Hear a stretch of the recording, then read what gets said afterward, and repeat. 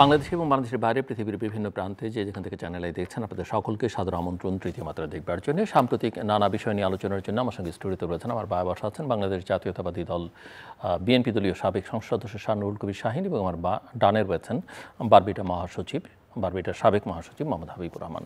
স্বাগত আপনাদের দুজনকে তৃতীয় মাত্রায়। অন্তর্বর্তীকালীন সরকারের প্রধান প্রফেসর মোহাম্মদ ইউনূস বলেছেন যে দায়িত্ব পালনকে অসম্ভব করে তুললে সরকার প্রয়োজনীয় ব্যবস্থা গ্রহণ করবে।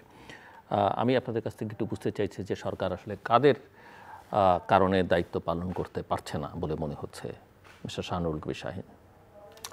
ধন্যবাদ দিলীপ ভাই, ধন্যবাদ তৃতীয় মাত্রার দর্শক শ্রোতাদের, ধন্যবাদ আমার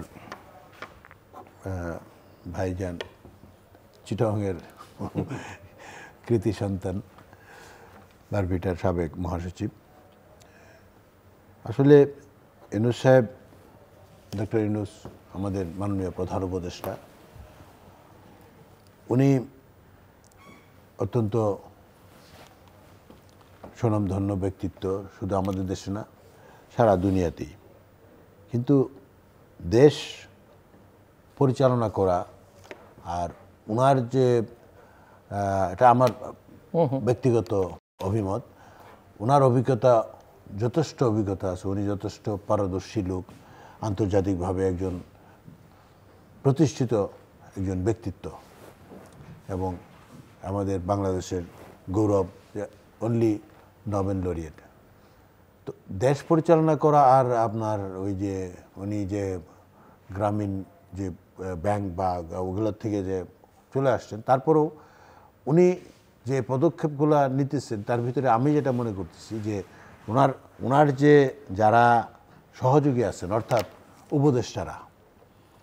উপদেষ্টা যাদেরকে নেওয়া হয়েছে, তাদের এই দেশ পরিচালনা বা এই ধরনের কর্মকাণ্ডের সাথে কোনো সম্পৃক্ততা কোনোদিনই ছিল না, দু একজন ছাড়া বা এই ছাড়া। বেশিরভাগই তারা একদম, অনেকেই আছে যাদেরকে মানে আমরা চিনি না, হঠাৎ করে ওনারা আসছেন, হয়তো তারা কোনো ব্যবসার সঙ্গে জড়িত বা কোনো প্রতিষ্ঠানের সঙ্গে জড়িত আছে বা কোনো কিছু জড়িত আছে, কিন্তু তার যে হ্যান্ডসগুলো, আশেপাশের হ্যান্ডসগুলো আমার মনে হয় যে এটা খুবই দুর্বল। তাদের পারফরমেন্স খুবই দুর্বল পারফরমেন্স তারা শো করতেছে। এইটা হচ্ছে একটা কারণ। আরেকটা হচ্ছে যেটা যে উনিও যে কথাগুলা বলতেছেন বা উনি যা চাচ্ছেন সেই জিনিসগুলো উনি কিন্তু জাতির সামনে উনি কিন্তু প্রকাশ করতেছেন না, তা আমি মনে করতেছি। যদি উনি বলতো যে হ্যাঁ উনি বলতেছে যে, বা ওনার উপদেষ্টারা বলতেছেন যে আমাদের 3টা লক্ষ্য, যেটা আমরা জানতে পারলাম যে 3টা লক্ষ্যের কথা, ওনারা 3টা লক্ষ্যে আগাচ্ছে। সেই 3টা লক্ষ্যের মধ্যে একটা হচ্ছে সংস্কার, একটা হচ্ছে বিচার, আরেকটা হচ্ছে আপনার নির্বাচন। ওনারা বলতেছেন যে আমরা শুধু নির্বাচন করতে আসি না, আমরা সেগুলো করতে আসছি। ভালো কথা, আপনারা করতে আসছেন, আমরা চাই, জনগণও চায়, কিন্তু সেটা নিয়ে যদি আপনারা মানে কালক্ষেপণ করতে থাকেন আর জনগণের ভিতরে, রাজনীতিবিদদের ভিতরে যদি একটা মানে সন্দেহের সৃষ্টি হয় যে আপনারা আসলে এইগুলা করবেন কি না, বা আপনাদের উদ্দেশ্যটা কি, আপনাদের উদ্দেশ্য ভালো মনে হচ্ছে না, এই ধরনের একটা মানে পরিস্থিতি কিন্তু সৃষ্টি হয়েছে। ডক্টর ইউনূস সাহেবের যে কথাটা যে আমি না চালাতে পারলে, আমি যদি পরিবেশ না থাকে আমি চলে যাব, তো এটা তো মানে উনি বলছেন হয়তোবা এই যে বর্তমান যে সিচুয়েশন, বর্তমান যে প্রেক্ষাপট, বিভিন্ন আন্দোলন সংগ্রাম প্রতিদিনই আমরা দেখতেছি যে একটা না একটা হচ্ছে ঢাকা শহরে। ঢাকা শহর গত আমার মনে হয় যে ওনারা দায়িত্ব নেওয়ার পর কিছুদিন পর থেকেই প্রায় প্রতি মাসে 2-4-5 দিন করে একটা ব্লকেটের মতো হয়ে যাচ্ছে। তো ঢাকা শহর হচ্ছে আমাদের রাজধানী। এই রাজধানীতে যদি আমরা সচল রাখতে না পারি এবং এই সময়ের মধ্যে, সেটা আমার মনে হয় যে আমাদের এই একটা অন্যতম কারণ। আরেকটা হচ্ছে যেটা যে 3 বাহিনী যেটা আছেন আমাদের সশস্ত্র বাহিনী, যেটা সেই 3 বাহিনীর সাথেও যেটা মনে হচ্ছে ইদানিংকার তাদের সাথেও একটা দূরত্ব মনে হয় সৃষ্টি হয়েছে। সেই জিনিসগুলো ওনারা যদি সহজে মিটাইতে না পারেন এবং অতি দ্রুত যদি ওনারা মিটাইতে না পারেন, তাহলে আমার মনে হয় যে দেশ বোধহয় একটা অন্ধকারের দিকে আমরা আগাচ্ছি। জি, মিস্টার হাবিব, একজন ব্যবসায়ী হিসেবে, ব্যবসায়ী নেতা হিসেবে সব মিলিয়ে কী মনে হচ্ছে আসলে এক ধরনের অনিশ্চয়তা, অস্থিরতা আমরা লক্ষ্য করছি, সরকারও ঠিক বুঝতে পারছে না তার কী করা উচিত, রাজনৈতিক দলগুলো এক ধরনের দোলাচলের মধ্যে আছে সেটা আমরা দেখতে পাচ্ছি। আপনার কাছে কি মনে হচ্ছে? ধন্যবাদ জিল্লু ভাই। আমরা সত্যিকার অর্থে খুবই বাজে একটা সময় পার করছি। আজকে 9 মাস পরে এসে আবার আপনার সাথে বলতে হচ্ছে, বলছিলাম যে too early to say comment. তখন আমরা টোটাল এই রাজনীতি নিয়ে, বর্তমান সরকার নিয়ে, বর্তমান সরকারের ডক্টর ইউনূস আমাদের গর্ব, যিনি আমরা বলতে চেষ্টা করছি, বলছিও, এখনও বলার চেষ্টা করি। The end of the day আজকে এসে 9 মাস পর আমি তো বলবো না যে এটা খুব আর্লি, উই ক্যান কমেন্ট, আমরা কমেন্ট করতে পারি এখন। তো কমেন্ট করে যেটা আমি প্রথম যেটা বলবো, আমরা ভালো নাই, ব্যবসায়ীরা তো মোটেই ভালো নাই। তার মধ্যে অর্থনীতি দেশে আর যতটুকু আছে সেটাও মোটামুটি। আর রাজনৈতিক অবস্থা যেটা বাইরের থেকে যেটা বুঝি, বিএনপি, এনসিপি, সাম আদার্স, অন্যান্য সবগুলো মিলাই কি হচ্ছে, দেশটা কোথায় যাচ্ছে, কার দিকে যাচ্ছে? আপনি আর্মিকে, আমাদের সশস্ত্র বাহিনীকে আপনি প্রতিপক্ষ বানাচ্ছেন একবার, যেটা আপনার ওনার আলোচনায় বুঝলাম, এবং দৃশ্যমান সবার কাছে। ওয়াকার সাহেবকে নিয়ে বারবার বলা হচ্ছে, যেভাবে বলা হচ্ছে। একটা সময় উনি যখন 5ই আগস্টের পর যখন ওয়াকার সাহেব যখন ওই টোটাল নিজের কন্ট্রোলে নেওয়ার পর সবাই তো গেছেন, সবাই কিন্তু ক্যান্টনমেন্টে গেছেন, তখন কিন্তু বাহবা পাইছেন উনি। আজকে হঠাৎ করে এমন কি হইলো যে উনি বাহবার থেকে দূরে সরে গেলেন? আমি কারো পক্ষে বা বিপক্ষে বলছি, আমরা অস্থির সময় পাস করছি, এটা হচ্ছে মোদ্দা কথা। আর বর্তমান সরকারের যে অবস্থা, যেটা আপনি প্রশ্ন করছিলেন প্রথমেই, যে উনি না থাকলে দেশ চলবে, কোনো কিছু ম্যান্ডেটরি না পৃথিবীতে কোনো, বাট উনি থাকা অবস্থায় বৈদেশিক যে বিশ্ব অর্থনীতি, বিশ্ব পরিবেশের যে একটা গ্লোবাল ফোকাস যেটা ছিল, সেটা অনেকটা বাংলাদেশের উপর ছিল, জাস্ট বিকজ অফ হিম। এখন উনি যদি ফেল করেন, এখন আজকে সকালে একজনের আমি বক্তব্য শুনতেছিলাম, আমার বক্তব্যটা শুনতে খারাপ লাগছে, বাট আমার মনে হয়েছে মানে কথাটাই সঠিক, যে সফলভাবে বিফল হওয়া, এইসব বক্তব্যগুলা আজকে যেগুলো শুনতে হচ্ছে, এটা কিন্তু আমাদের জন্য দুঃখজনক, এই জাতির জন্য দুঃখজনক। 9 মাস পরে এসে আপনি নির্বাচনের রোডম্যাপ দেন নাই। রোডম্যাপটা দিয়ে দিলেই হইতো। তার মধ্যে বিএনপি, আমরা বারবার করে বলার চেষ্টা করছি, আপনার সাথেও বলছি, আমরা সবাই বলি, কালকে যদি ফেয়ার অ্যান্ড ফ্রি ইলেকশন হয়, BNP will be the host, কোনো কথা নেই, এখানে বিএনপি জিতবে। বলটা বিএনপির কোর্টে, কিন্তু বিএনপি খেলবে কি না, কিভাবে খেলবে সেটা কিভাবে খেলতেছেন, বিএনপি কিভাবে খেলছে। আমি ওই দিন আমার সাথে আরেকজন ছিলেন, হাবিব মহিলা যিনি, উনি ছিলেন, ওনাকে জিজ্ঞেস করছিলাম কখন তারেক সাহেব আসবেন, আমাদেরকে একটু বলেন। সেই প্রশ্ন আমি আজকেও আপনাকে করে গেলাম। হোয়াটস গোয়িং অন, কী হচ্ছে আসলে, আমরা কোথায় যাচ্ছি? এই দেশটাকে তারেক রহমান আগের পরের কিছু জানি না, আজকে তারেক রহমানকে বাংলাদেশ দরকার, নেতৃত্ব, লিডারশিপ। ওই যেটা ওনার একটা বক্তব্য শুনলাম আমি, যে আমার খুব ভালো লাগছে, রাষ্ট্রনায়ক হওয়ার দরকার। আপনি প্রধানমন্ত্রী হবেন, রাষ্ট্রপতি হবেন, দলের প্রধান হবেন, কিচ্ছু দরকার নেই। সে প্রথম দিনই যখন তারেক রহমান যখন শুরু করছিল রাজনীতি, তখন আমি প্রায় বলতাম, মানে ভেরি কোইন্সিডেন্স, আমার আর ওনার বয়স একদম সেম, একদম হুবহু, মনে হয় একই দিনই জন্ম আমাদের। তো আমি ওনার দল করি না, করবও না কোনো দিন, কিন্তু ওনার অনেক দায়িত্ব এই মুহূর্তে বাংলাদেশের জন্য, যেটা অনেকে বলার চেষ্টা করতেছে, যে উনি রাষ্ট্রনায়ক হয়ে রাষ্ট্রকে মেরামত করা দরকার। ওনার তো ব্যক্তিগত পাওয়ার কিছু নেই, উনি রাষ্ট্রপতির ছেলে, প্রধানমন্ত্রীর ছেলে, ওনার তো পাওয়ার দরকার নাই, উনি দিয়ে যেতে পারেন। কিন্তু সেই দেওয়াটা আমরা দিলে হচ্ছে কেন? আপনার কাছে প্রশ্নটা করলাম, জাতির কাছেও করলাম, ওনার কাছে তো সরাসরি প্রশ্ন করার এই মুহূর্তে সুযোগ নেই, নাহলে ওনার কাছেও করতাম, যে আপনি আসতেছেন না কেন, আইসা দেশটাকে মেরামত করেন। আমরা যে সংকটের মধ্যে আছি, নির্বাচন যদি না হয়, আর্মি আর এই দেশ যে মুখোমুখি হইল, এগুলো ব্যবসা বাণিজ্য, 2 দিন পরে বাজেটে কি হবে? আপনি এনবিআর সংস্কার করতেছেন, হঠাৎ করে এনবিআর সংস্কারের দরকার ছিল না খুব একটা, ওকে ফাইন করছেন, আপনি আপনার পছন্দ হয়েছে, আপনি করে ফেলছেন। কেন করছেন তার ব্যাখ্যা নেই। সারাদিন চিটং কাস্টমার হাউসে কোনো কাজ হয়নি, একদম সারাদিন অচল।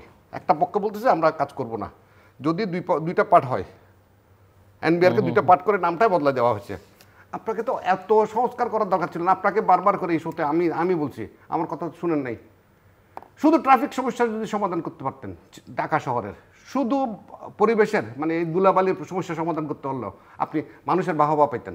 কিছুই করেন নাই। আপনি কি করতেছেন? আপনি আপনাকে কিছু একটা তো করে দেখাইতে হবে। আর এটা নর্মাল সরকারের পক্ষে, যেটা আমরা বিগত সরকার আমলে রেগুলার বলতেছিলাম, আপনার সাথে আপনিও বলছেন অনেকবার, যে ট্রাফিক বাঁচবে, এগুলো করে দিলে বাঁচবে, নর্মালি করতে পারবেন না, কারণ ওই আপনার দলের লোক থাকবে। ধরেন বিএনপি ক্ষমতা আসলে বিএনপির দলের লোক থাকবে ওই বিল্ডিংয়ে, বিএনপির দলের লোক, উনি একটা তদবির করবেন, ওনারটা ভাঙা যাবে না, সামনেরটাও ভাঙা যাবে না। এখনই this is the right time এই জায়গাতে ফোকাস করে যে বাঁচবে এগুলো করে ঢাকা শহরের ট্রাফিকটা ঠিক করা। যতক্ষণ পর্যন্ত ট্রাফিক ঠিক করতে না পারবেন, তার মধ্যে প্রতিদিন ঢাকা শহর আন্দোলন আন্দোলন আন্দোলন আন্দোলন, এত আন্দোলন দিয়ে তো দেশ চলতে পারে না, আমরা পিছিয়ে যাচ্ছি। সামনে বাজেটে কী হবে সেই সংকটের মধ্যে, এবং বাজেটকে আমরা মনে করছিলাম, আমরা সেটা মনে করছিলাম আগের বাজেটগুলো ফুলাই ফাফাই বড় করা হয়েছে, আমরা যতদূর খবর পেলাম এবারের বাজেটও সেম ফিগার, দ্যাট ইজ আগের বাজেট ঠিক ছিল। তাইলে হোয়াটস গোয়িং অন, কোথায় একই জিনিস, ওই যে যাই লঙ্কা সে হয় রাবণ। সো মিস্টার শাহনুল কবির শাহীন, আপনার কাছে একটু বুঝতে চাইছি, সরকারের তো সমস্যা, আপনিও বলছেন উনিও বলছেন, সমস্যাগুলো কোথায় কেন তৈরি হলো সেটা আর একটা বড় ইস্যু। আর বিএনপির বা আসলে কি সমস্যা সেটাও একটু বোঝা দরকার। যে বিএনপিকে মনে হচ্ছে যে ওই যে উনিও বলছিলেন যে বল বিএনপির কোর্টে, আপনি তো ক্রিকেটারও ছিলেন, সো আপনি খেলোয়াড় হিসেবে ভালোই বুঝবেন, ন্যাশনাল টিমে খেলেছেন, কিন্তু বিএনপি খেলছে না বা খেলতে পারছে না, বা বিএনপি কি ট্রমাটাইজড একটা রাজনৈতিক দলে পরিণত হয়েছে কিনা, যেন তার ট্রমাই আসলে কাটছে না। বিগত 15-16 বছর এত নিপীড়ন নির্যাতনের মধ্যে কথা বলতে ভয় দাবি। সেনাবাহিনী বলছে যে ডিসেম্বরের মধ্যে সেনাপ্রধান বলছেন নির্বাচন করতে হবে, গণতান্ত্রিক প্রক্রিয়া উত্তরণের। বিএনপি নির্বাচন চাইছে, এক এক সময় এক এক কথা বলেছে, কখনো 3 মাস, তারপরে যৌক্তিক সময়, এখনও বলছে বটে, কিন্তু যে জোরালো দাবিটা, এনসিপি যদি রাস্তায় কিছু ছেলে মেয়ে নিয়ে দাবি আদায় করে ফেলতে পারে, বিএনপি কথা বলতে পারছে না কেন? বিএনপি কি বা পুলিশ কোথাও পিটাচ্ছে? আর্মি কি কামান নিয়ে বিএনপি মুখী? মানে কেন পারছে না? এই প্রশ্নটা বিএনপিকে এই কারণে করতে হচ্ছে, এটা বিএনপির প্রতি কোনো ভালোবাসা সমর্থন এই কারণে না, যে ঐতিহাসিক সময়ে ঐতিহাসিক প্রয়োজনে বিএনপির উপরে আসলে দায়িত্বটা পড়তেছে এখন এই গণতান্ত্রিক প্রক্রিয়া উত্তরণের। আর বড় কোনো সেই অর্থে রাজনৈতিক দল নেই, আওয়ামী লীগ তো ক্রিয়াশীল না, জামাতের উপরে অনেকেরই তার অতীতের ভূমিকার কারণে গ্রহণযোগ্যতা নাই তার, এনসিপি মাত্র নতুন তৈরি হয়েছে, এরকম নতুন দল অনেক তৈরি হয়ে অনেক হারিয়ে যায়। কিন্তু বিএনপিকে ঘিরে মানুষের মধ্যে যে প্রত্যাশাটা তৈরি হয়েছে, এমনকি বিএনপির যারা সমর্থক না তাদের মধ্যেও, এমনকি বিএনপির যারা প্রতিপক্ষ তাদের মধ্যে, বিএনপি আসলে সেই কাজটা করছে না। আসলে আপনি যেটা বলছেন সেটা হয়তো বা আপনার দৃষ্টিতে এরকম মনে হইতে পারে, বা অনেকেই মনে করতেছেন। বিএনপি কিন্তু এখন এই যে আপনি বললেন আপনার দৃষ্টিতে, এই আমাদের দৃষ্টিগুলোকেও ইগনোর করার কোনো সুযোগ নেই, কারণ আমরা যখন কথা বলতাম আওয়ামী লীগের লোক এরকম বলতো, আপনাদের এরকম মনে হচ্ছে আসলে তো সব ঠিকঠাক। আপনাদের দিন থেকে আওয়ামী লীগের বিপক্ষে বলা শুরু করছি। আমি বলতেছি যে আপনাদের মনে হচ্ছে, কিন্তু আমি কিন্তু কথাটা শেষ করি, কারণ আপনি তো ভেতরে আছেন, আপনি বুঝবেন না সমস্যাটা কোথায়, বাইরে থেকে আমরা অনেক কথাটা আপনি যেটা বলছেন আপনারা, আমি ইগনোর করতেছি না, আমি বলতেছি মনে করতেছেন, এরকম অনেকেই মনে করতেছে, বা এই যে আমার ভাই উনিও মনে করতেছেন, উনি একজন ব্যবসায়ী। এটা কি একটা অন্যায্য দাবি কিনা? না, অন্যায্য নয়। এখন বিএনপির যে বিষয়টা হচ্ছে, বিএনপিতে আমাদের নেতৃত্বে যেটা মাননীয় ভারপ্রাপ্ত চেয়ারম্যান তারেক রহমান সাহেব, উনি সেই সুদূর ইংল্যান্ড থেকে বসে উনি দল পরিচালনা করতেছেন। এখানে আমাদের যারা সিনিয়র নীতি নির্ধারকরা আছেন, অর্থাৎ আমাদের স্থায়ী কমিটির সদস্য যারা আছেন, তাদের সাথে ওনার কিন্তু প্রতিদিনই, মানে সপ্তাহে 1-2 বার কিন্তু বৈঠক হচ্ছে। এখন ওনারা আমাদের যারা নীতি নির্ধারকরা আছেন, তারা যে পদক্ষেপগুলো নিচ্ছেন বা তারা যে পরামর্শগুলো দিচ্ছেন, সেই পরামর্শগুলো চেয়ারম্যান সাহেবের মাধ্যমে বাস্তবায়ন করার জন্য চেষ্টা চলতেছে। এখন আমাদের বিএনপি কিন্তু আগেও বলছে, ওই যে আপনি বিএনপি জামাত এনসিপিকে ভয় পাচ্ছে না, সেটা ভয়ের কিছু না, কারণ বিএনপি যদি এখন ওই যে বললেন বা আপনিও বললেন যে ভোট হলে বিএনপি আসবে, কারণ বিএনপির মাঠ কিন্তু এখন বিএনপি নাকি বিএনপি মনে করছে অন্যের ঘরে বন্দুক রেখে সেটা মনে করো খাইয়ে দিবে সেটা মনে করো।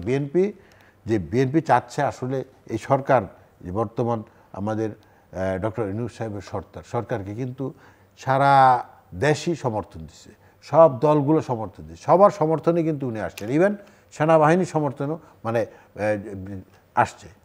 তো এখন ওনাদের যে মানে ফল্টগুলা, সেগুলা কিন্তু ওনারাও, যেটা আপনি বলছেন যে আমরা ভিতরে থেকে বুঝতেছি না, আমরা বাইরের থেকে বুঝেন, আমরা যেরকম বাইরে থেকে বুঝতেছি, কিন্তু তার যে উপদেষ্টাগুলো আছে, সেই উপদেষ্টাদের ভিতরে তো অনেক সমস্যা আছে। আজকে দেখেন 3 জন উপদেষ্টার পদত্যাগ চাওয়া হচ্ছে, আবার 2 জন পদত্যাগ চাওয়া হচ্ছে।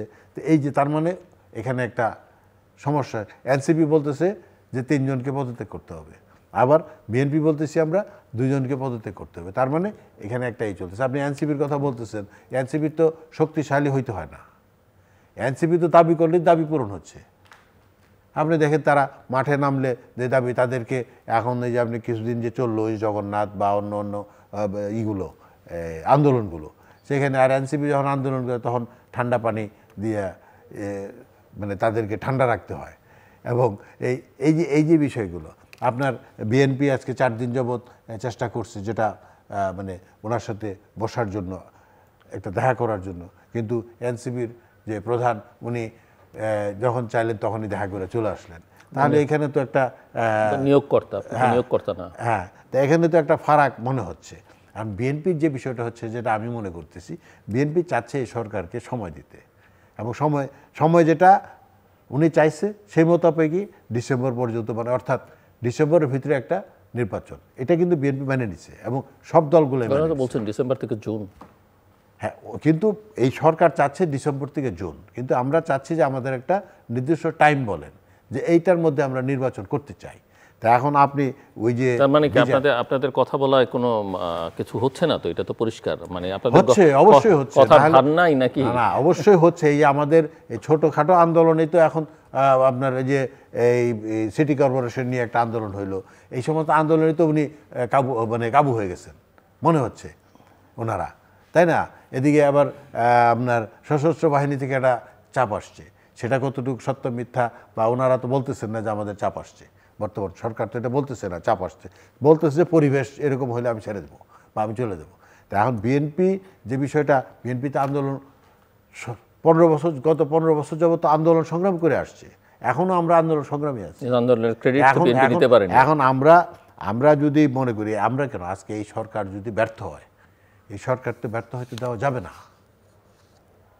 এটা দেশের জন্য, আমাদের প্রয়োজনে, দেশের মানুষের প্রয়োজনে, যে আজকে যদি এই সরকার ব্যর্থ হয় তাহলে তো আবার সেই আমি যদি বলি, এই যে কথা আপনারা বলেন যে এই সরকারকে ব্যর্থ হতে দেওয়া যাবে না, এইটাই ওনাদেরকে আসলে সুযোগ করে দিচ্ছে যা খুশি তা করবার, ওনাদের স্বপ্ন বা ইচ্ছে বাস্তবায়ন। না, যা খুশি তা করবার তো এখন এই জন্য তো বললাম যে আজকে তো আপনার তারা এখন স্বপ্রণোদিত হয়ে কি বিএনপির সঙ্গে বসতেছে, তাই না? এবং সর্বদলীয় মিটিং করছে সরকার, সর্বদলীয় একটা মিটিং করছে, আর বিএনপির সঙ্গে জামাতের সঙ্গে তো উনি আলাদা করে বলছেন।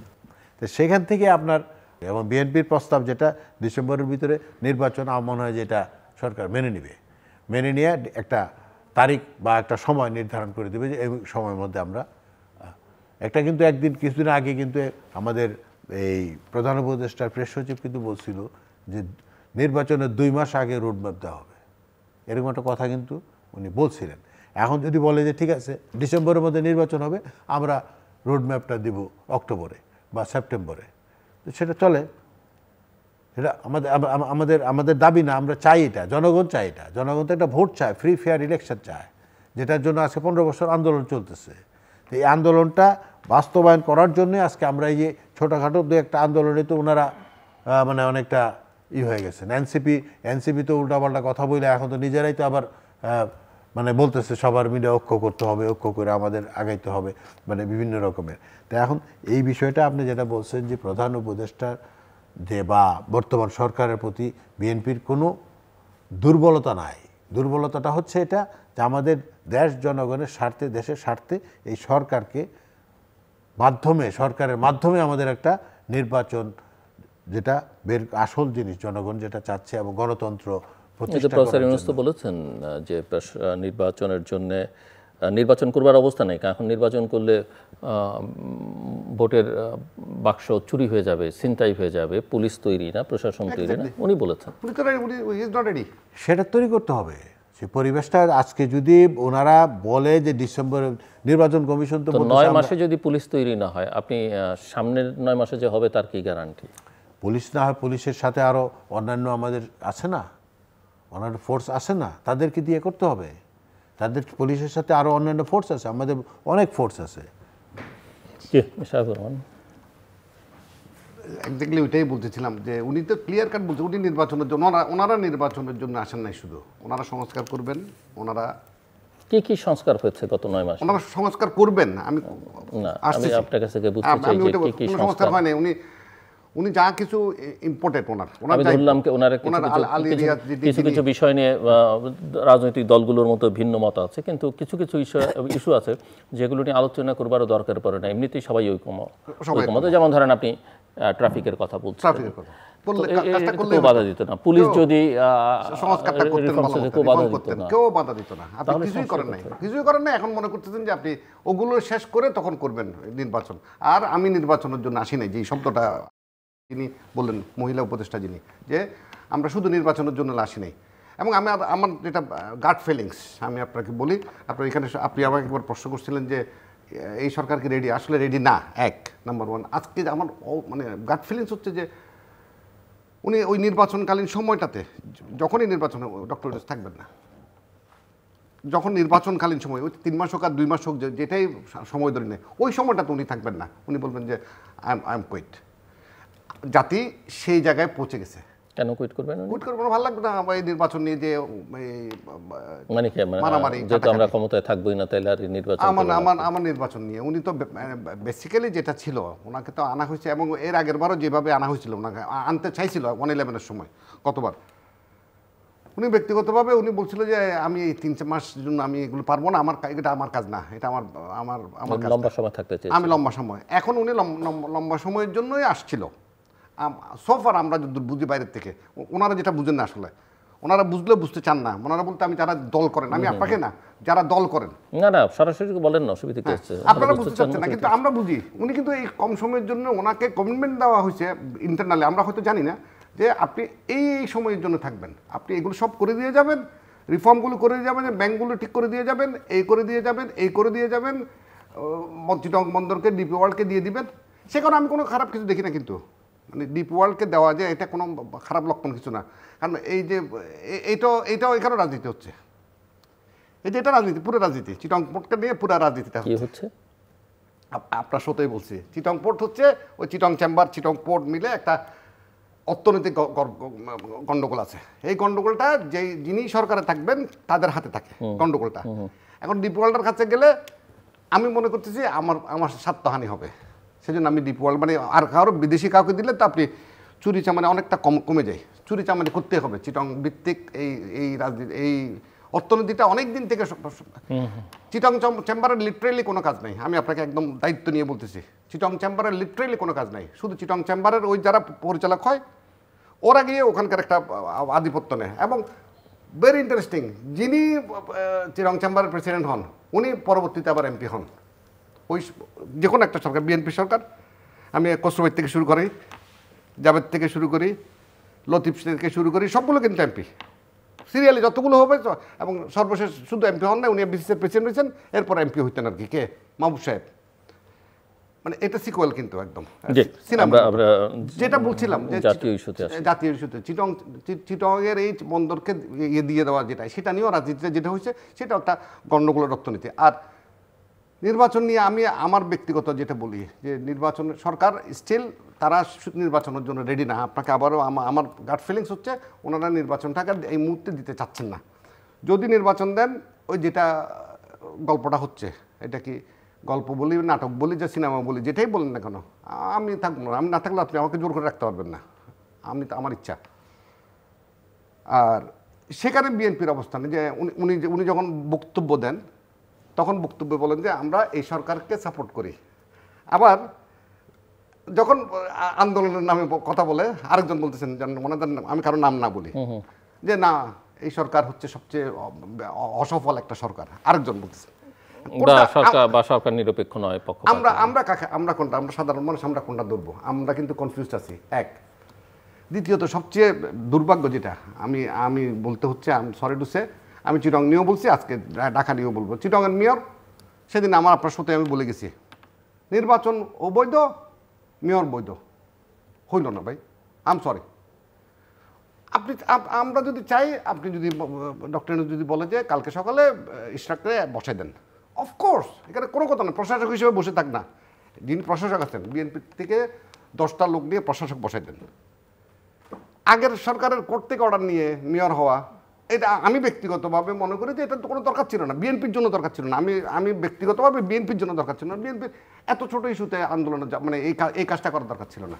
এটাকে ব্যক্তিগত পর্যায়ে কেউ নিয়ে গেছে কিনা আমি আপনাদের ফাইন্ডিংস, এটা আমার ব্যক্তিগত বিষয় না, বাট আমার ভালো লাগে নাই। আমরা ইউ হ্যাভ এভরি রাইটস। উনি যেটা আমাকে বলতে, আমি চিটং বন্দর নিয়ে যখন কথা বলতেছি, চিটং চেম্বার নিয়ে, তখন উনি আমাকে সাথে সাথে বললেন কি জাতীয় ইস্যুতে কথা বলেন। আমার বিএনপির কাছে প্রত্যাশা কি জাতীয় ইস্যুতে কথা বলেন। আপনি রাষ্ট্রনায়ক হন, আপনি ইস্টাকের মেয়র বাঁচানোর জন্য আপনার দলকে ব্যবহার করার দরকার নেই। আমি সরি, ইস্টাক ভালো ছেলে, ইঞ্জিনিয়ার, ফ্যান্টাস্টিক, সব ঠিক আছে, ইস্টাক ভালো করবেও, ইস্টাকের টাকা পয়সা চুরি করার কোনো দরকার নেই। কিন্তু হোয়াই কয়েকদিন আপনি বলছেন যে অবৈধ নির্বাচনকে তারা, আমি এই সরকারই তো অবৈধ, কত সরকারের যত কাজ অবৈধ। এবং আপনি যে একটু আগে বললেন আমরা যেটা বুঝি আপনারা যেটা বুঝেন না, আমি জিল্লু, আমরা তো অনেক বলছি, এবং আমরা যেদিন থেকে বলা শুরু করছি জিল্লু ভাইরা, আমরা যারা একসময় আওয়ামী লীগের পক্ষ বলছি আমরা, কিন্তু যখন থেকে এস আলম এবং মাসুদ সাহেব সেই চিটং চেম্বার নিয়ে বলা শুরু করছি আমরা, নিজের লোকরা যখন বলা শুরু করে তখন কিন্তু পতনটা অতি দ্রুত হয়ে যায়। নিজেদের লোকদেরকে, নিজেদের যারা একসময় আপনার পক্ষে বলবে তারা যদি বিপক্ষে বলা শুরু করে তখন কিন্তু পতন দ্রুত হয়। এই যে পতনের ধারাবাহিকতা, এই যে আজকে যে এনসিপি বা সরকার এগুলো, এই যে টোটাল এনসিপি যদি ক্লিন থাকতো, ডক্টর ইউনূসের কিন্তু ইমেজের কিন্তু খুব একটা ঝামেলা হতো না। ঝামেলা হচ্ছে কিন্তু বোথ দ্য সাইড।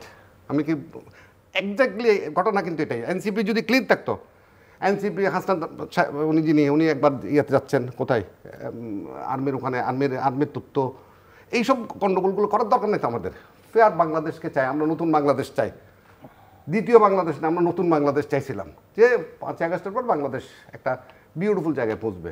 যেমন শুধু ট্রাফিকটা করলে হয়তো, কিচ্ছু লাগতো না। ঢাকা শহরের ট্রাফিকটা এখনো সময় আছে, ট্রাফিকটা মনোযোগ দিয়ে করা উচিত। জি, মিস্টার শাহনুরুল কবির। না, ট্রাফিক তো আপনার ঢাকা শহরের ট্রাফিক, এটা একটা তো নতুন কিছু না, এটা রিফর্ম করতে তো আর আপনার এটা তো মানে বহুদিন পুরনো বিষয়, সবাই আমরা বলতেছি।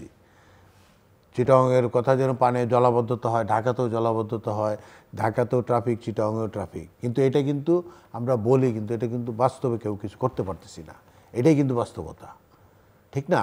কিন্তু আমরা সিস্টেমে যদি না যাইতে পারি, আসল সিস্টেমে না যেতে পারি। এখন এই সরকার তো বললাম যেটা আপনার আগের যেটা হয়েছে যে 3 মাসের সরকার, 90 দিনের সরকার, এটা ছিল তত্ত্বাবধায়ক সরকার, আর এখন এটা হয়েছে অন্তর্বর্তী সরকার। কথাটা অন্তর্বর্তী তো 3 দিনেরও হতে পারে, সেটাই তো অন্তর্বর্তী, ওটা কিন্তু একটা তত্ত্বাবধায়কের একটা ফিক্সড টাইম ছিল নাই। না, তত্ত্বাবধায়কের একটা ফিক্সড টাইম ছিল যে 90 দিনের। এখানে অন্তর্বর্তী সরকারটাই যখন গঠন হয়েছে, তখন আমি মনে করি যেটা আমার ব্যক্তিগত অভিমত, তখনই এই জিনিসটার উপরে হস্তক্ষেপ করা দরকার ছিল সকল রাজনৈতিক দলগুলার, যে আপনি অন্তর্বর্তী বলতে কি বুঝাচ্ছেন। যে এখন যেটা বলতেছেন যে উনি আগে সেনাবাহিনী প্রধান বলছেন যে ডিসেম্বরের মধ্যে নির্বাচন হওয়া উচিত এবং জানুয়ারিতে আপনার নতুন সরকার হিসেবে দেশ পরিচালনা শুরু করবেন। আবার ইউনূস সাহেবও কিন্তু বলছেন, মাননীয় প্রধান উপদেষ্টাও কিন্তু বলছেন ডিসেম্বরের মধ্যে নির্বাচন হওয়া উচিত। প্রথম দিকে কিন্তু এরকম একটা কথা বলছেন উনি বলেছেন যে কম সংস্কার চাইলে ডিসেম্বর, বেশি সংস্কার চাইলে জুন, এরকম একটা কথা একবার বলেছেন। এখন সংস্কার যেটা বলতেছে, সংস্কার তো এখনো কিছুই হয় নাই, এখনো তো আমরা সংস্কার নিয়ে আসি, ওই যে চলতেছে প্রস্তাব, আলোচনা, যাওয়া আসা, চা খাওয়া, এইগুলোই তো চলতেছে। কিন্তু সংস্কারটা কি হচ্ছে, সংস্কারটা আমাদের সামনে, যে আমরা এই করতেছি বা এই জিনিসটা করতে চাচ্ছি, সেই জিনিসগুলোর জন্য তো আমরা আন্দোলন করতেছি। আমরা চাচ্ছি যে আমাদেরকে বলেন যে আপনি এই সংস্কারটা করতেছেন, এটা করতে আমার এতদিন লাগবে, বা এই সংস্কারগুলো, ওই যে মিনিমাম সংস্কার যেটা বলছেন আপনি, যেটা বললেন একটা ট্রাফিক, একটা এক্সাম্পল ট্রাফিক, এরকম যদি আমরা অন্যান্য যে পদক্ষেপগুলো আছে, যেটা আপনি এনবিআরের কথা বললেন, যে এনবিআরকে হঠাৎ করে 2 ভাগ করা হইলো, এটা তো আগে থেকে কোনো পরিকল্পনা বা কোনো কিছু ছিল না, হঠাৎ করে একদিন এটা প্রজ্ঞাপন জারি হয়ে গেল। এরকম করে তো বিভিন্ন জায়গায় সমস্যাগুলো কিন্তু আমরা সৃষ্টি করতেছি, আর কিছু কিছু সমস্যা আমরা নিজেরা তৈরি করছি। এই আমাদের এই যে এনসিপি বা এই যে যারা আগে বৈষম্য বিরোধী আন্দোলন করছে যারা, তাদের অনেক কিছুই আমরা মানে প্রিভিলেজটা বেশি দিয়ে দিছিলাম, মানে আমি গভর্নমেন্টের কথা বলতেছি, দেওয়াতে তারা কিন্তু অনেক মানে অনেক মনে হচ্ছে তারা তো আর ওই রাজনীতি করে তো এই পর্যন্ত আসে নাই, তারা সবাই স্টুডেন্ট, ছাত্র। তারা রাজনীতি জিনিসটা তো আর একদিনে হয় না। রাজনীতি যারা করেন তারা যেন আমরা ছাত্র দল করতে করতে করতে করতে আজকে এই পর্যায়ে আসছি। তারা তো হঠাৎ করে একটা আন্দোলন করছে, আন্দোলনটা তো এই দেশের আন্দোলন, যতই আন্দোলন আমরা করছি সব কিছুর পিছনে কিন্তু একটা ছাত্রদের একটা ভূমিকা ছিল। আপনার সেই 52 থেকে শুরু করে আপনার এই 24 পর্যন্ত প্রতিটার মধ্যেই একটা ফিনিশিং টাচের মধ্যে তাদের একটা বিশাল ভূমিকা ছিল। এরশাদের 90-এর গণ অভ্যর্থন মানে সব কিছুর মধ্যে। কিন্তু তারা এরপরে যে এর আগে কিন্তু এরা কিন্তু এই ধরনের লিপটা পায় নাই, বর্তমান যে লিপটা তারা পাচ্ছে। আগে যারা আন্দোলন করছে তারা আন্দোলন করছে, একটা বাস্তবায়ন হয়েছে, তারা যাদের মতো চলে গেছেন।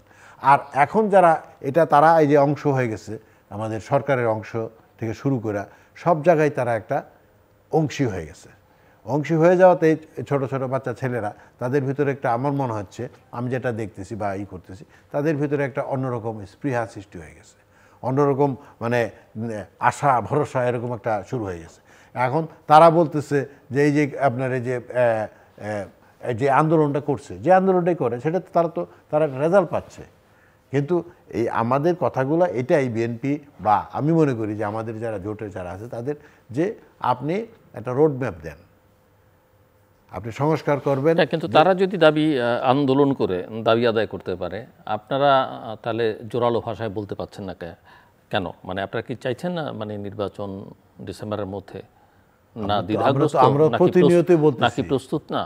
এটা একটা প্রশ্ন হচ্ছে যে এই সরকার কি আপনি মনে করেন কিনা যে সরকার নিরপেক্ষ? আপনি মনে করেন কিনা একটা ভালো নির্বাচন করবার জন্য যে সক্ষমতা দক্ষতা একটা সরকারের থাকা দরকার, এই সরকারের সেটা আছে? নির্বাচন তো আসলে নির্বাচন কমিশন করবেন, নির্বাচন কমিশনকে সরকার সহযোগিতা করবে।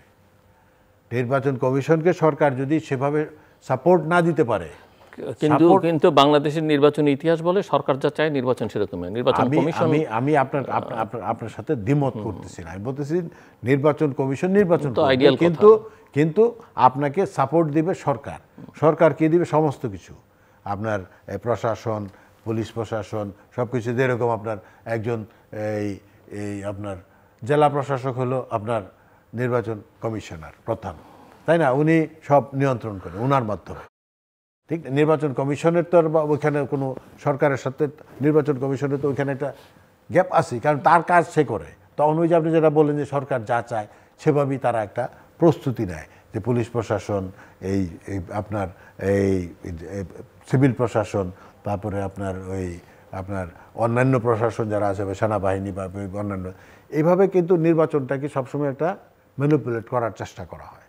এখন এই সরকার বলতেছে যে আমরা এরকম একটা নির্বাচন করব যেটা সারা বিশ্ব তাকায় মানে বলবে যে একটা নির্বাচন হয়েছে। কিন্তু আপনি যেটা বলছেন নির্বাচন প্রস্তুতির যে বিষয়গুলো, সেগুলো আমরা দেখতেছি না।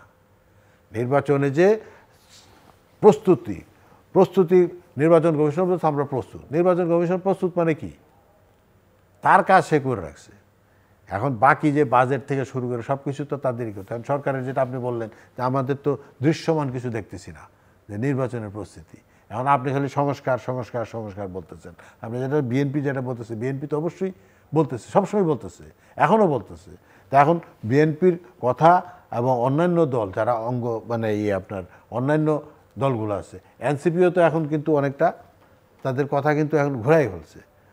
তাদের কথা আগের যেটা ছিল যে সংস্কার সেই হওয়ার পরে তারপরে যায় নির্বাচন, এখন বলতেছে যে এই নির্বাচন সংস্কার সব কীভাবে একসাথে করা যায়। বুঝতে পারছেন? তাদের ভিতরেও কিন্তু এখন একটা চেঞ্জ আসতেছে। তা আমি মনে করি যে যে এখন যে পরিবেশটা তৈরি হয়েছে, যে পরিবেশে আছে সরকার, আমার মনে হয় যে আলাপ আলোচনার মাধ্যমে একটা আপনার মানে নির্বাচনের একটা রোডম্যাপ এবং আমাদের যে দেশের পরিস্থিতি উন্নয়নের জন্য সব দল মিলে যে একটা যদি সাজেশন দেয়, সবার কাছে যদি সাজেশন চায়, তাহলে আমার মনে হয় একটা পরিবেশ সৃষ্টি হবে এবং সেই পরিবেশের মাধ্যমে আগামী ডিসেম্বরের ভিতরে নির্বাচন করা সম্ভব। কতটা আশাবাদী আপনি? আমি কোনো মোটেই আশাবাদী না। আমি কেন নয়?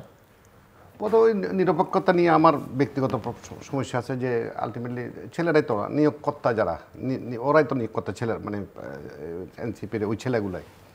ও স্বাভাবিকভাবে আমি যদি আমার এক্সিট যদি বিউটিফুল না হয়, আই ওয়ান্ট মাই এক্সিট, আমার এক্সিটটা আমি চাইবো ভালো মতে। কারণ কোনো কারণে অন্য কেউ আসলে আমার এক্সিটটা ঠিক আছে কিনা, আমি কী হবো সেটা পরের কথা। এক্সিটের একটা বিশাল বড় ব্যাপার থাকে সবার, ইনফ্যাক্ট এই সরকারেরও এক্সিটের একটা বিশাল ব্যাপার আছে। এই সব কিছু নিয়ে এখনো দুয়াশা। সুতরাং আমি কোনোটাই এখনো স্পষ্ট, আর আমি ব্যক্তিগতভাবে মনে করি এখনো কিছু হয়নি।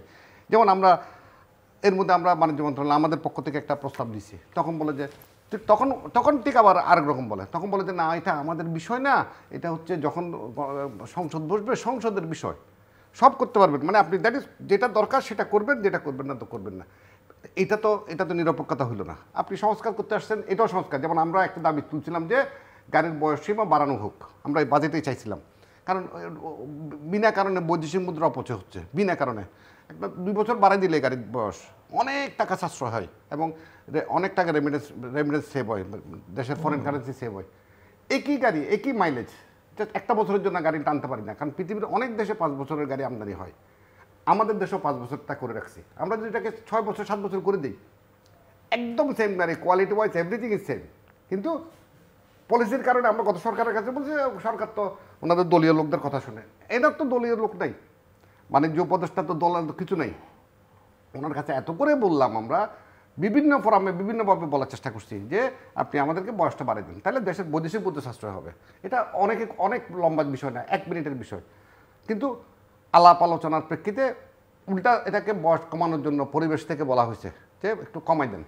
কি পরিবেশ কি হয়তো আমাদের মানে নিশ্চয়ই আপনারা সবাই জানেন, আমি জাতির উদ্দেশ্য বলি, মানে সবাই যাতে শুনুক, রিকন্ডিশন গাড়ি যেগুলা আমাদের পুরান গাড়ি, যেটা পুরাতন জাপান থেকে যেটা আসে, মানে ইন্ডিয়ান গাড়ির চেয়ে, ইন্ডিয়ান গাড়ি একদম নাম ধরে বলতেছি, ইন্ডিয়ান গাড়ি যেহেতু সব গাড়ি বাংলাদেশে আসে, তার চেয়ে এমিশন অনেক অনেক অনেক তুলনামূলকভাবে কম। চাইনিজ গাড়ির সাথে ইদানিং তো ইলেকট্রিক গাড়িটারে আসলে সেটা কী হবে পরবর্তী বোঝা যাবে। অ্যাজ অফ নাও জাপানিজ গাড়ি ইজ বেস্ট, কিন্তু সেখানে আপনি প্রিভিলেজ না দিয়ে উল্টা কমায় দেওয়ার চেষ্টা করতেছেন। What is this? এই পলিসিগুলো কার জন্য, কার সাথে করবেন আপনি? এই দেশটাকে আপনি জনগণের জন্য দেশটাকে বাঁচিয়ে রাখা উচিত। আপনি যেটা আমি ওই শেষ কথা দিয়ে ওইভাবেই বলি যে একটা সরকার যখন আসে, আমরা আসলে আশাবাদী ছিলাম ডক্টর ইউনূসের ব্যাপারে।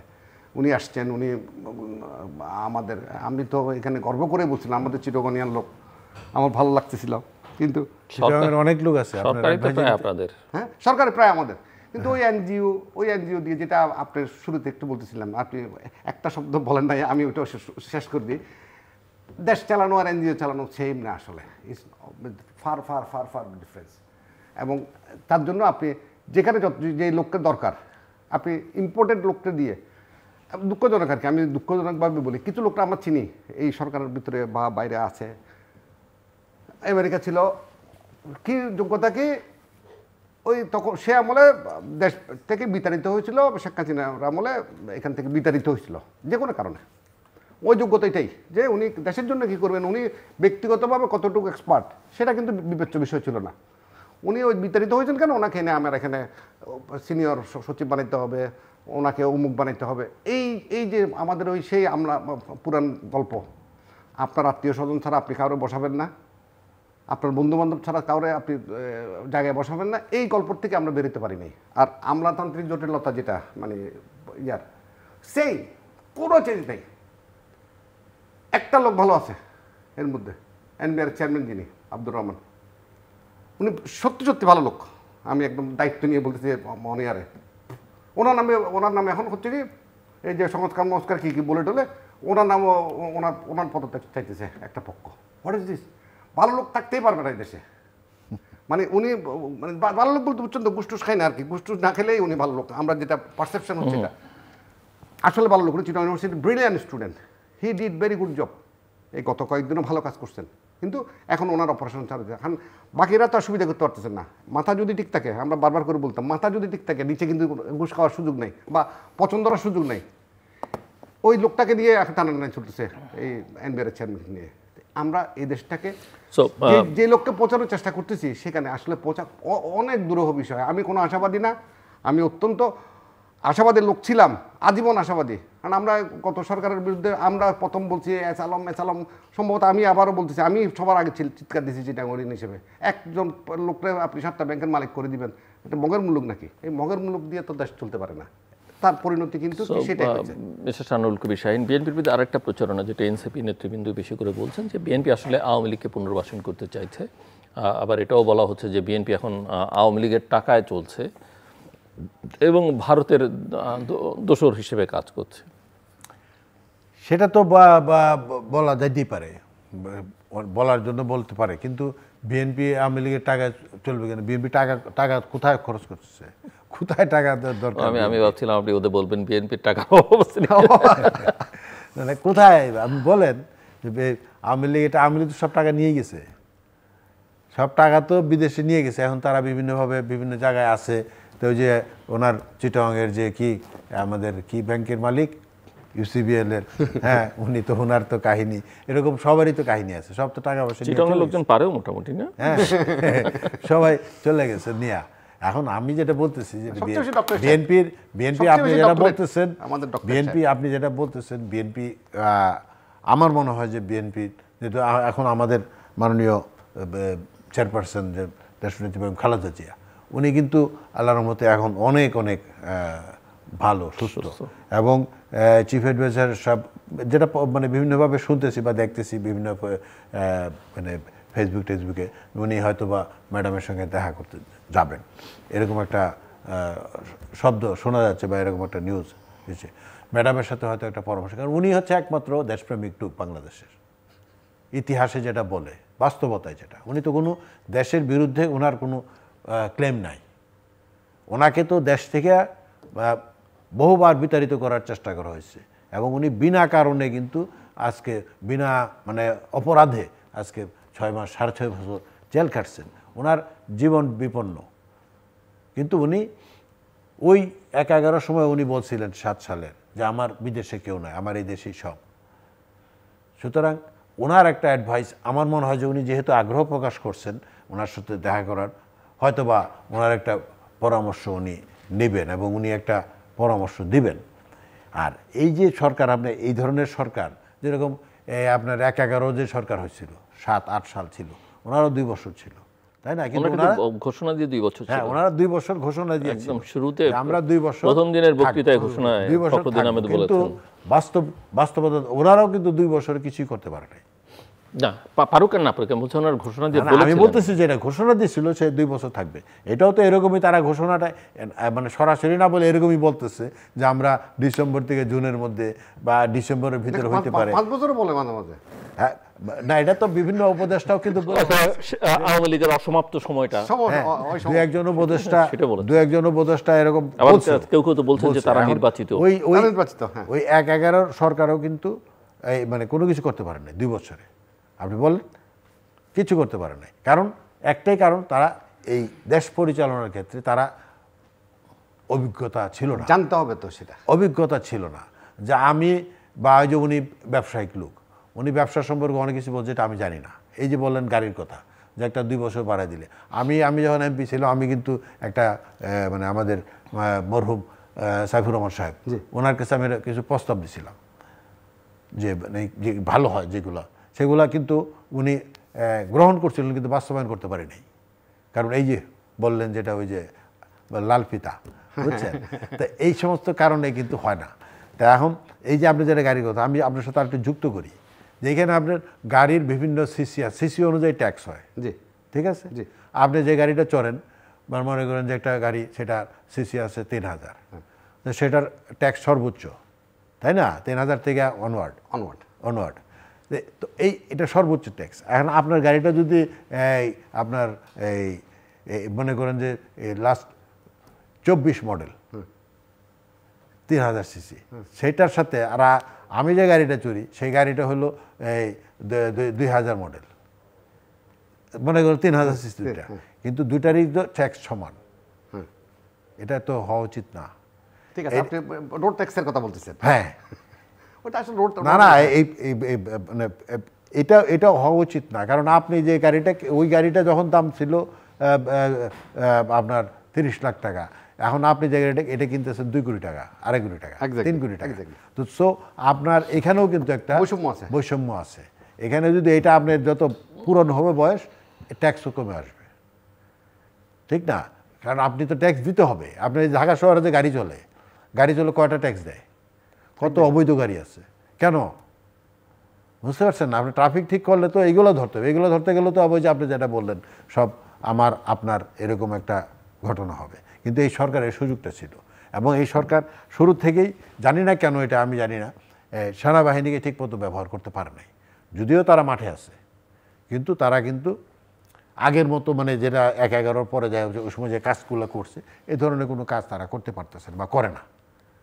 তারা যদি একটু অ্যাক্টিভ হইতো, তারা যদি একটু মানে সক্রিয় হইতো, তাহলে আমার মনে হয় যে আরও মানে এই অনেক কিছুই আগাইতে পারতো। তাই কেন করে নাই, কী করে না, এটা হয়তো আমি জানি না, এটা সরকারের হয়তো পলিসি, বর্তমান সরকারের। তো এই সরকার এই এই অভিজ্ঞতার অভাবেই কিন্তু আজকে এই পরিস্থিতির সৃষ্টি হচ্ছে। আর কিছু আপনার ওই যে প্রিভিলেজ যেটা দেওয়া হচ্ছে যাদেরকে, এই প্রিভিলেজের কারণে এটা হচ্ছে। এবং বিএনপি তো দেশের প্রয়োজনে বিএনপি তো আন্দোলন করে এই সরকারকে নামাইতে পারে, সেই এবিলিটি তো আছে বিএনপির, সেই ক্ষমতা তো আছে বিএনপির, ঠিক না? কিন্তু আমি সরকারে নামাইলেই যে আমার সমস্যার সমাধান হয়ে গেল, এটাও তো ঠিক না। সমস্যার সমাধান করতে হইলে তো আমাদেরকে আগাইতে হবে। এই যে যেরকম আলাপ আলোচনার মধ্যে সব সমাধান বের হয়ে আসবে, আলাপ আলোচনার মাধ্যমে কিন্তু সমাধান আপনি খুঁজে পাবেন। তাই আপনি আলোচনাই করবেন না, আলোচনাই করেন নাই, ওই যে যত মিটিং করছেন, একদিনে 25টা পার্টির সাথে মিটিং করছেন, এটা হয় না। আপনি যদি বলতেন ঠিক আছে আপনারা আলোচনা কম হবে, আপনি একটা আমাদেরকে দেন, লিখিতভাবে দেন যে এইভাবে আমরা কিভাবে চলতে পারি, কারো কাছ থেকে ওনার পরামর্শ চায় নাই। So mister Habibur closing remarks. আর কি বলবো, রাজনীতি নিয়ে আর বলার কিছু নাই। আমরা একটু ব্যবসা বাণিজ্য নিয়ে বলি। আমরা সামনে বাজেটে আমাদের অনেকগুলো প্রস্তাব ছিল, বিশেষ করে গাড়ির উপর আর কি। আমাদেরটাই বলি অলওয়েজ যে গাড়ির বয়স বাড়ানোর কথা বাণিজ্য মন্ত্রণালয়ে বলছি। আমাদের একটা মাইক্রোবাস, যেগুলো পাবলিক ট্রান্সপোর্ট, যেটা ওইটার সাপ্লিমেন্টারি ট্যাক্স কমানোর কথা বলছি, এবং একটা ইউনিফাইড ট্যাক্স ব্যবস্থা করা, সেটা এই সরকার করতে পারতো চাইলে, আর একটু মডার্ন। কিন্তু কেউ কারোর দিকে আসলে নজর দেয় নাই। ওই জায়গাতে আর একটু কনসেন্ট্রেট করা উচিত ছিল। এখনও সময় আছে, বাজেট হয়ে গেল, বাজেট মনে হয় 2 তারিখ, বাজেটের পরে কিন্তু সময় থাকে। আমাদের প্রস্তাব রইল যে আমরা এগুলো নিয়ে কাজ করতে চাই। বিশেষ করে এই যে বয়স বাড়ানোর বিষয়টা, যেটা বারবার করে বলতেছি, যে কারণ দেশের অর্থনীতিকে যদি চালু রাখতে হয়, আপনার পরিবহন সেক্টরকে চালু রাখতে হবে। এই পরিবহনের সাথে আমরা কিন্তু রিলেটেড। এবং বিশেষ করে ট্রাকগুলা, একসময় ইন্ডিয়া থেকে যে ট্রাকগুলো আসতো, স্পেসিফিক একটা ব্র্যান্ড টাটার, ওইটা কিন্তু ইন্টেনশনালি বাংলাদেশে মার্কেটিংটা করা হয়েছিল, মানে একদম মাস্টার প্ল্যান করে। বাট সামহাও এই মুহূর্তে এটা হচ্ছে না। সেক্ষেত্রে অন্তত বাণিজ্যিক ক্ষেত্রে আমাদের ট্রাকগুলোকে আমদানি করার জন্য অনুমতি দেওয়া উচিত, বাণিজ্যিকগুলো। আর সব কথা শেষ কথা, যেটা আমরা ব্যবসায়ীরা সত্যিকার অর্থে খুব খারাপ আছে, বিশেষ করে আমরা গাড়ির ব্যবসায়ীরা।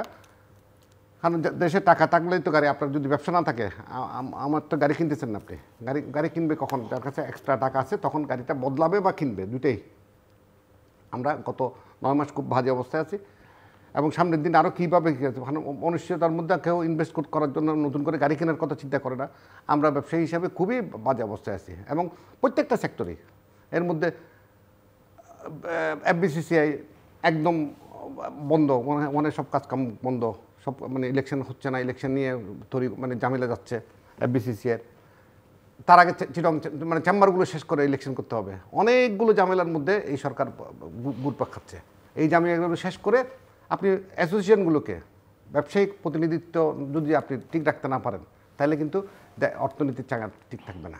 সেই জায়গায় অত্যন্ত জরুরি ভিত্তিতে ফোকাস করা উচিত। বাণিজ্য মন্ত্রণালয়ের সবচেয়ে জরুরি কাজ হচ্ছে, যিনি আসছেন, যারা আছেন এখন, সচিব যারা আছেন, ওনাদের ফোকাস করা উচিত এই অর্থনীতির এই সেক্টরটাকে সচল রাখার জন্য যাবতীয় ব্যবস্থা করা উচিত। যে উনি জাপান গেলে ওনার সাথে অবশ্যই ওনার লোক যাবেন, কিন্তু সেখানে প্রতিনিধিত্ব যেটা দরকার, আমার সেক্টর থেকে আমাদের একজন লাগবে। আমার কথা বলতেছি না, আমাদের একজন লাগবেন। আমি যত জানি এরকম করে কোনো প্ল্যান প্রোগ্রাম করতেছেন না। উনি ওনার মতো করে যাচ্ছেন, উনি ওনার মতো করে ওনার উপদেষ্টাদেরকে নিয়ে উনি যাচ্ছেন।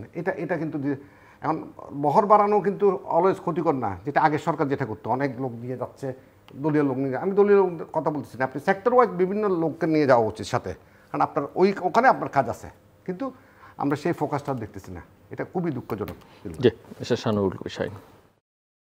যে আমি যেটা বলতেছি যে বর্তমান সরকার এখন যে পরিবেশ পরিস্থিতির মধ্যে আসছে, যে পরিবেশটা আমার মনে হয় যে ওনাদের একটা শুভবুদ্ধির উদয় হচ্ছে, যে যে বিভিন্ন দল সঙ্গে আবার বসতেছেন, বৈশাখ কথা বলতেছেন। এখন এখান থেকে একটা সুন্দর সুষ্ঠু একটা সিদ্ধান্ত আমি মনে করি যে বের হয়ে আসবে, এবং ওনাদের উচিত যে সব দলের সাথে বসে যে ওইটা হচ্ছে এখান থেকে একটা যত দ্রুত সম্ভব নির্বাচনের একটা রোডম্যাপ ঘোষণা করা এবং দলকে এবং দেশকে নির্বাচনের দিকে ধাবিত করা। এটা হচ্ছে ওনাদের বর্তমান এবং শেষ কাজ বলে আমি মনে করি। সংস্কার তো এটা ধারাবাহিক, চলতেই থাকবে। ওনারা যেটা মিনিমাম যেটা বলে দেখ যে আমরা এইটা করব, আমরা এই করতেছি, এটা আমরা এই পর্যন্ত করলাম, বাকিটা যারা সরকারে আসবে তারা করবে, সেটা জাতির সামনে তারা ধরে তুলে বিএনপি ক্ষমতায় আসলে যদি না করে তাহলে বিএনপি সেটার জন্য দায়ভার নিতে হবে। সুতরাং আমি মনে করি যে আগামী ডিসেম্বরের মধ্যেই আশা করি যে একটা ওনাদের নির্বাচন হবে দেশে, এবং সেই নির্বাচন সুষ্ঠু, সুন্দর, অবাধ এবং নিরপেক্ষ এবং সবার অংশগ্রহণে। আর যেটা বলছেন যে বিএনপির ওই যে টাকা বা আওয়ামী লীগ, এগুলো তো বিএনপির প্রয়োজন নাই, বিএনপি তো না মানুষ তো বলতে পারে, কিন্তু এতে এইগুলো তো মানে কথার কথা তো বলতেই পারে, যেহেতু এক দল আরেক দলকে বলতেই পারে। এখন এইগুলো তো মনে হয় না সঠিক কথা, এটা আমি মনে করি না। তবে বিএনপি সবসময়ই একটা দেশপ্রেমিক দল, এবং ভবিষ্যতে আশা করি যে আমাদের যে 31 দফা ইতিমধ্যে আমরা মানে 31 দফা নিয়ে কিন্তু কাজ করতেছি। 31 দফা নিয়ে আমরা প্রত্যেকটা জেলায় মিটিং সমাবেশ করতেছি সমস্ত নেতাকর্মীদের মাধ্যমে। সাধারণ মানুষের ভিতরেও কিন্তু আমরা এই 31 দফার প্রচারণা চালাচ্ছি। 31 দফার মধ্যে আপনার ওই যে দেশ বিনির্মাণের একটা দিক নির্দেশনা আছে, এবং এটা অনুযায়ী আমরা আগামীতে কাজ করব। দর্শক, অনুষ্ঠানের শেষ প্রান্তে আমরা সামাজিক যোগাযোগ মাধ্যম ফেসবুক, এক্স এবং ইউটিউবে তৃতীয় মাত্রা লাইভ স্ট্রিম হচ্ছে, আপনারা দেখতে পারেন। টেলিভিশনের পাতায় দেখতে না পারলে যে কোনো সময় যে কোনো স্থান থেকে ইউটিউবে তৃতীয় মাত্রা চ্যানেলটি সাবস্ক্রাইব করে এই পর্ব বা পুরোনো পর্বগুলো আপনারা দেখতে পারেন। মিস্টার হাবিবুর রহমান এবং মিস্টার শানুরুল কবির শাহীন, অসংখ্য ধন্যবাদ। টেবিলের দু প্রান্ত থেকে একজন রাজনীতিক, একজন ব্যবসায়ী নেতা কথা বলছিলেন, এবং দুজনেরই বক্তব্য যে দেশ যেভাবে চলছে তাতে আশা করবার মতো তেমন কিছু দেখা যাচ্ছে না। রাজনৈতিক অর্থনৈতিক স্থিতিশীলতার জন্যে এবং আঞ্চলিক এবং বৈশ্বিক পরিমণ্ডলে নিজেদের অবস্থানটাকে শক্তিশালী করবার জন্য দেশে আসলে একটি অবাধ, সুষ্ঠু, গ্রহণযোগ্য অংশগ্রহণমূলক নির্বাচনের কোনো বিকল্প নেই। সেই নির্বাচনটা কিভাবে করা যাবে তার জন্য প্রয়োজনীয় সংস্কারটুকু করা এবং সেটুকুতে ঐকমত্য হওয়াই বোধহয় এই মুহূর্তের একমাত্র করণীয়। বাকিটা নিঃসন্দেহে পরে করা যাবে, না করলেও তা সরকারকে জবাবদিহিতার আওতায় আনা যাবে, এবং বাংলাদেশের জনগণ যথেষ্ট পরিমাণে সজাগ, সতর্ক এবং শক্তিমান। এবং অগাস্টের শিক্ষা থেকে নিশ্চয়ই রাজনৈতিক দলগুলো শিক্ষা নেবে যে আপনি যাই হন না কেন, যত বড় মনস্টারই হন না কেন, জনগণের শক্তির কাছে কিছুই নয়। রাজনৈতিক দল হিসেবে বিএনপি এখন অত্যন্ত শক্তিশালী, কিন্তু তাদের ক্রিয়াকর্মে তৎপরতায় সেটা তারা যে কোনো কারণেই হয়তো প্রকাশ করছেন না, হয়তো অতীতে। কিন্তু এটাও মাথায় রাখতে হবে যে 15 বছরের এত ত্যাগ সংগ্রাম করবার পরেও তাদের নেতাকর্মীরাই সবচেয়ে বেশি নির্যাতিত হয়েছেন, দল হিসেবে জেল খেটেছেন, মামলা শিকার হয়েছেন। কিন্তু আন্দোলনের অংশগ্রহণও তাদের সবচেয়ে বেশি থাকবার পরেও আন্দোলনের নেতৃত্বের ক্রেডিটটা কিন্তু বিএনপি নিতে পারেনি, পরিস্থিতির কারণেই সেটা নিতে পারেনি। কাজে আজকের পরিস্থিতি তো তারা হয়তো মনে করছেন যে যেহেতু সেনাপ্রধান বলছে ডিসেম্বরের মধ্যে নির্বাচন, হয়তো ওই ধাক্কাই হয়ে যাবে। কিন্তু এটা মাথায় রাখতে হবে যে রাজনৈতিক দলগুলো যদি কথা না বলে, অন্যরা কিন্তু হয়তো সেইভাবে কথা বলবে না। বাইরের শক্তির উপরে নির্ভর করলে রাজনৈতিক দল হিসেবে তার যে শক্তির প্রকাশ, সেটা যখন মানুষ দেখবে না, তখন এই দলের উপরে মানুষ কিন্তু ভবিষ্যতে ধীরে ধীরে আস্থা হারিয়ে ফেলবে। বুঝতে হয়তো একটা সময় গিয়ে সময় লাগবে, যেটা শেখ হাসিনার এই দোর্দণ্ড প্রতাপের মধ্যে তিনি বুঝতে পারেননি যে তার আসলে ভেতরটা কত ফাঁকা। হঠাৎ করে একদিনই তাকে দেশ থেকে পালিয়ে যেতে হলো। 2 দিন আগেও তিনি বলছিলেন যে শেখ মুজিবের কন্যা মেয়ে দেশ ছেড়ে পালায় না।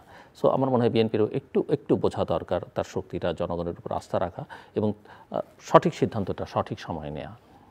আমার কথা শুনবার জন্য, আমাদের সঙ্গে থাকবার জন্য অসংখ্য ধন্যবাদ। আপনাদের সবার জন্য শুভকামনা।